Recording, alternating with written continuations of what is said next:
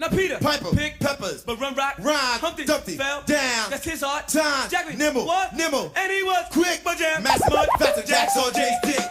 One day going to work, I was on the 40 bus, and right at the stop across the street, I looked to my left and there was this massive sign that said Westchester Square Art Center. And I had to do like a double take. I'm like, what the hell? This is not real, this is the Bronx.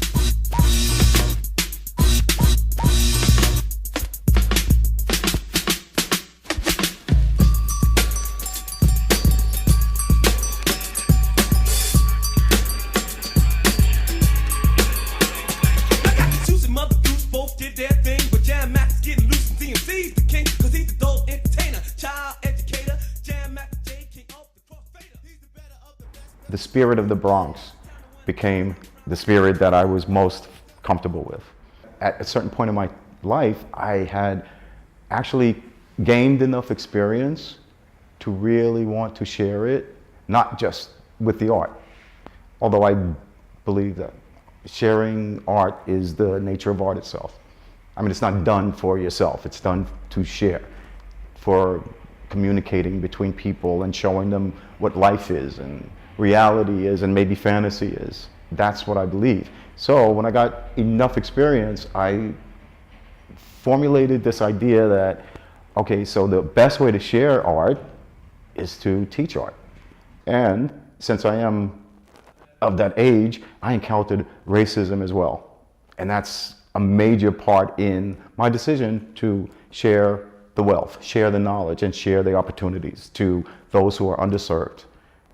Ethnic youth especially, because they are not allowed to pursue the type of art that sometimes they really want to do and just are not given the opportunities. And that's why I think it's so important to do what I'm doing right now.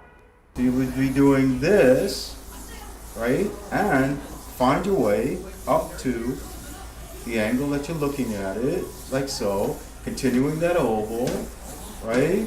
And then you're gonna see that you're gonna get the side because you're looking directly at the side. So you're gonna get the side way later on, after you've done the original shape of the bowl itself, right? So we're talking about like this being the bowl, right? This being the side. Underneath the side, if you look carefully, you will see it goes like in layers down until it touches the table, like that, right? My love for art first started, believe it or not, at my mother's knee. When I saw her do a doodle when I was about 5, I think, maybe earlier. And the whole experience of just watching someone create something that did not exist started my whole obsession with the art.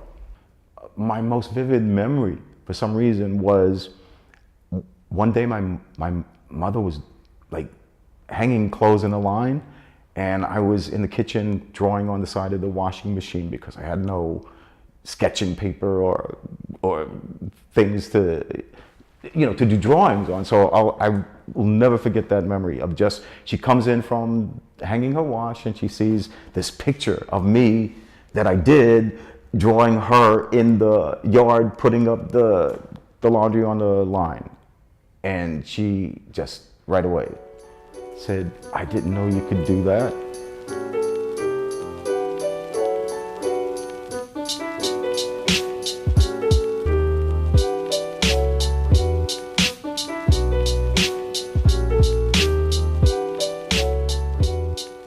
This whole art center has been generating so much attention because we are exactly what I had hoped or dreamed it would be. We're like the one candle in the dark.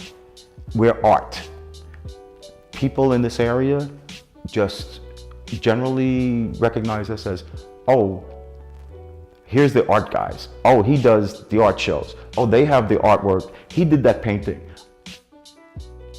It just took me a while to kind of gather up some courage and just head in.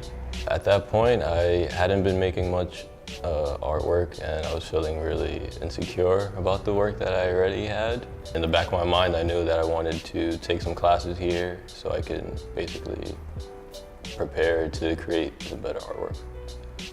I think it hadn't even been a week that I was here. I asked Lenny if I could just, be an intern, and he said yeah. So I was interning here for a while, a few months before, I kind of just dropped like the intern title or whatever, and this is just like became my home. It wasn't even an internship or work. It was just like, this is my life. When I was a boy. You are annoying though, you know that. Well, we won't have any good times. Lenny, he was so insistent in doing things a particular way when I first started classes, and that was our dynamic at first. It was hard for me to kind of listen to his advice, and I was really resistant at first to his suggestions as far as art goes. And I don't know, he just seemed like a really stern, artistic gentleman, just someone really serious, someone that wouldn't play around, So, we need you to do same size. Try to get in the middle so that way you get the shadow, because the shadow extends out, alright? We use the holistic approach to art, meaning I not only like to teach the type of art that is acceptable and appreciated in the art world as a whole, but all of the things that go along with the career in art, meaning the shortfalls, the discouragements, the extra effort that you have to make to meet deadlines, things that the average school will not and does not advise you of. The average school, when you go to an art school, everything is champagne and galleries. They never tell you that you may not have an art job for 2 years. They may not tell you that you have to shop your portfolio around almost weekly just to try to get your foot in the door of an art position. But in our small world of art here, we make them aware. We make the artists aware that they can succeed, but there is also a community that they can come to and discuss their projects with. My whole goal is to saturate this little space that we have with every type of art that people in this area, people in this community can think to create, from comic books to fantasy art to abstract art to graffiti. Every type of art is acceptable here.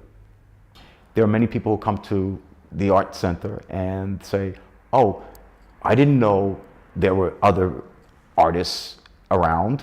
I didn't know there are graffiti artists who could do real art.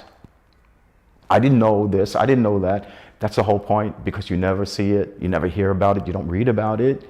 There are communities of artists here in the Bronx that exist and no one is aware. I really would like to tell people, if you come in here and you have a 7-year-old or a 47-year-old and you have never been exposed in the art world, you can do it by starting here. Maybe people who have never seen a gallery before or had a trip to a museum before. This is the first place that they're introduced to art. That's a wonderful thing, to be like the first to introduce people to an easel or to oil painting or to, sculpture. Just imagine people who have that curiosity about art and they're all of a sudden able to walk into a place that, here it is, every kind of art that I've ever heard about or were curious about. And we literally have started a community, meaning now we network and we refer people who come in and ask for artwork. My boat needs a mural, can you get someone to do it? Well, now we can say, yeah, we have a couple of people who can accommodate you. I'm sure we have, the type of artist that you're looking for. That in itself is a phenomenal accomplishment, especially in this part of the Bronx. Don't push me, cause I'm close to the edge. I'm trying not to lose my head. It's like a jungle sometimes, it makes me wonder how I keep from going under. Standing on the front stoop, hanging out the window, watching all the cars go by, roaring as the breezes blow. A crazy lady living in a bag, eating out of garbage pails, used to be a fag hag, such a dance to tango, skipped the life and dango. A zircon princess seemed to lost her senses, down at the peep show, watching all the creeps, so she could tell her stories to the girls back home. She went to the city and got so diddy, she had to get a pimp, she couldn't make it on her own. Don't push me, cause I'm close to the edge. I'm trying not to lose my head.